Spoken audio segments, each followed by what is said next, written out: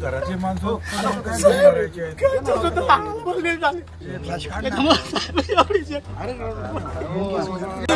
साहेब पडले तिथं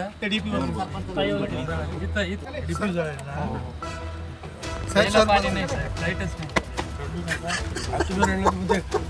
घरातले माणसं करायचे त्याला जाणीच नाही. बरोबर आता ते सांगताना ऑन करायला हल्ला केला असेल बाकीचं काय मध्ये साहेब पाणी जाता नाही रस्ते नाही बरोबर रस्ते नाही आज प्रचंड मुंग्या साहेब लाल मुंग्या इकडे नाही.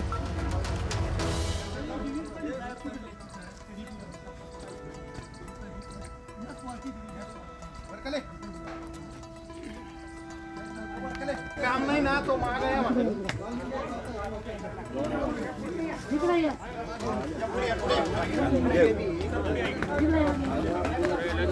ओला दुष्काळ काय त्याचे ते काय नियम असतील वगैरे आपल्याला शेतकऱ्यांना आर्थिक सहाय्यच द्यायचं आहे ना, ते पूर्ण सहाय्य दिलं जाईल ना, काळजी कशाला करते.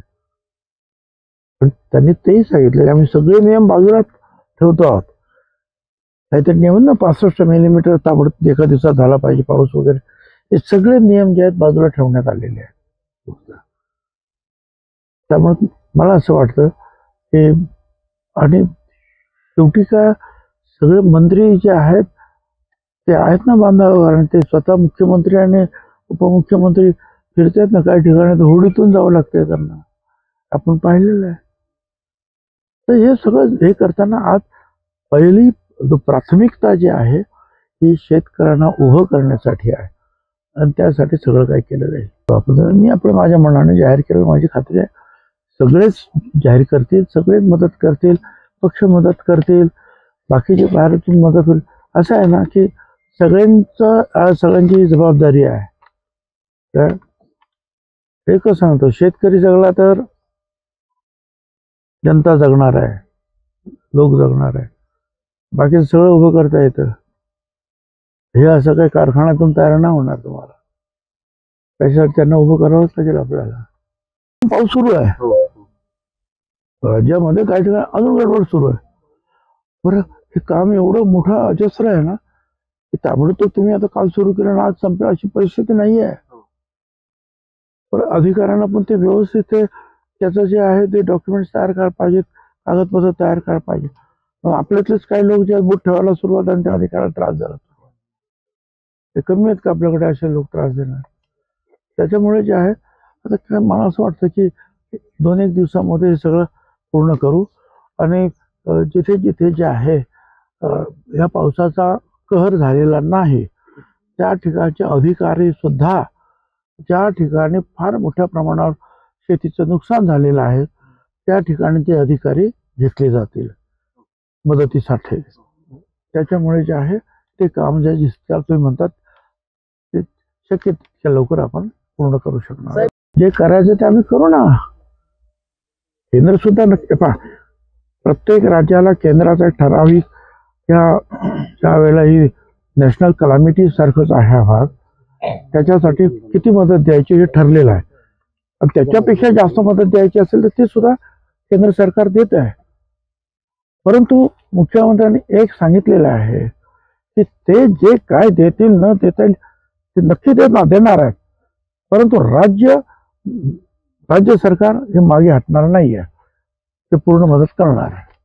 तिथे सुद्धा या गावांमध्ये येवल्यामध्ये काही ठिकाणी ढगफुटी झाली, आणि त्या अतिवृष्टीमुळे जे आहे शेतकऱ्याचं प्रचंड नुकसान झालेलं आहे. त्याच्यामध्ये मका आहे, सोयाबीन आहे, कांदा आहे, द्राक्षाच्या बागा सुद्धा आहे. आणि आता आपण पाहिलं की शेतकरी फार हवालदिल झालेला आहे. आणि शेतकरी पुरुष सुद्धा धाय मोकळून रडत आहेत. घरामध्ये काय परिस्थिती असेल त्याची आपल्याला कल्पना करता येत नाही. शेतकरी सांगत होते मुलगी सारखी रडते, पुढे काय होईल, पुढे काय.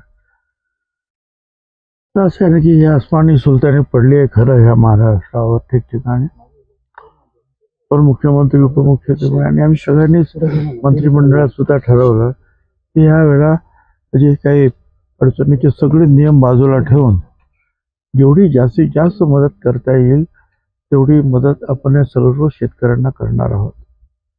पंचनामे सुरू झालेले आहेत आणि टोमॅटोचं पण नुकसान झालं आहे, भाजीपाल्याचं नुकसान काही ठिकाणी झालेलं आहे. तर मुळात जे आहे ना, आता खरं म्हणजे ह्या भागामध्ये पाऊस फार कमी आहे. येवल्या भागात येवल्यामध्येच पाऊस कमी पडतो, पण आता हे असं चाललेलं आहे की एवढं सगळं काही गेलं कामातून. कांदे सडलेले आहेत, आता हे पाणी निघतच नाही आहे. 3-3, 4-4 फूट पाणी आहे शेतामध्ये. ते पाणी निघणार कुठं? बरं निघालं तर टाकायचं कुठे? जिकडे टाकायचं तिकडे पाणीच पाणी आहे तिथे, आणि त्यामुळे जे आहे सगळी मुळं कुजणार सगळी आणि ते सत्यानाश सगळं होणार. आणि त्यामुळे फार हवाल दिला आहे. आता अनेक ठिकाणी तर फार वेगवेगळ्या अडचणी निर्माण झालेल्या आहेत, पण महाराष्ट्रावर ह्या अशा अडचणींना महाराष्ट्रानं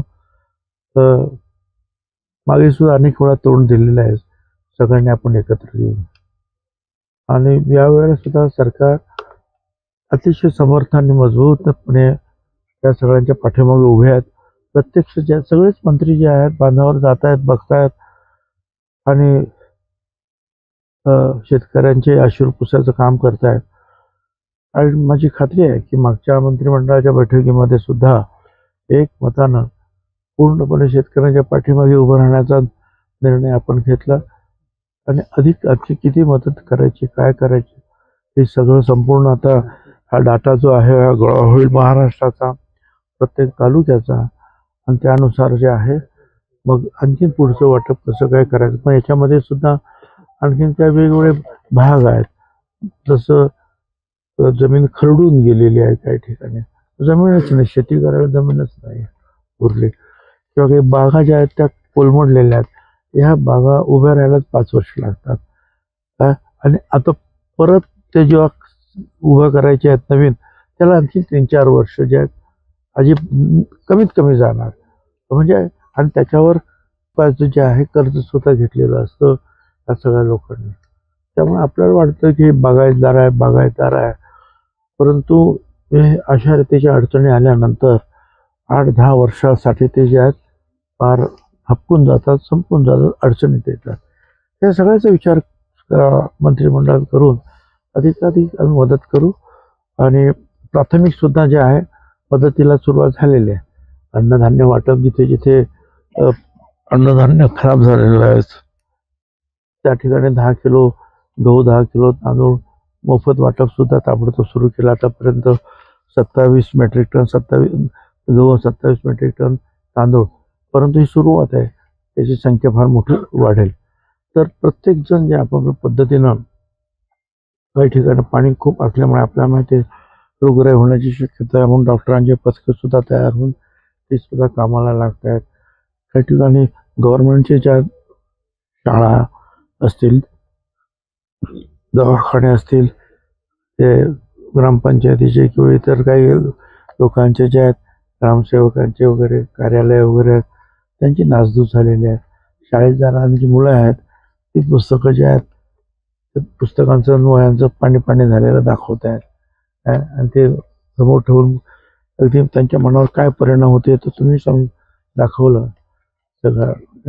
तर या सगळ्यांना मला सावरावं लागेल, आणि सर्वकष विचार करून जे आहे त्यावेळेला महाराष्ट्राच्या त्या शेतकऱ्यांच्या पाठीमागे पूर्ण महाराष्ट्रानं उभं राहणं हे आवश्यक आहे असं मी समजतो.